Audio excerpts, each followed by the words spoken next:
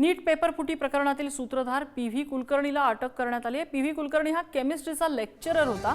लातूरच्या लेक्चररला पुण्यातनं सीबीआयने अटक केलेली आहे। नीट पेपरफुटीचं जाळं आता राज्यभर पसरताना दिसतंय। नंदकिशोर आपल्याला माहिती देतात। नंदकिशोर, काय तपशील या अटकेसंदर्भात? नक्कीच गेल्या 24 तासात देशभरातील अनेक ठिकाणी सीबीआयचे जे आहे ते छापे झालेले आपल्याला पाहायला मिळत आहेत। आणि महत्त्वाचं म्हणजे पुण्यातून पी.व्ही. कुलकर्णी जो मुख्य सूत्रधार होता यातील, त्याला खरं तर सीबीआयने अटक केलेली आपल्याला पाहायला मिळते। हा जो पी.व्ही. कुलकर्णी होता तो लेक्चरर होता आणि मूळचा हा लातूरचा रहिवासी आहे। 3 मे 2016 रोजी 3 मे 2026 रोजी नीटची यूजी परीक्षा जी पार पडलेली होती त्याच्यातला संपूर्ण जो पेपर होता त्यानं हा एका पेजवरती लिहून घेतल्याचं खरं तर सीबीआयच्या रिपोर्टमध्ये म्हणण्यात आलेलं आपल्याला पाहायला मिळते। त्यामुळे ही मोठी कारवाई जी आहे ती आज सीबीआयने केलेली आपल्याला पाहायला मिळते।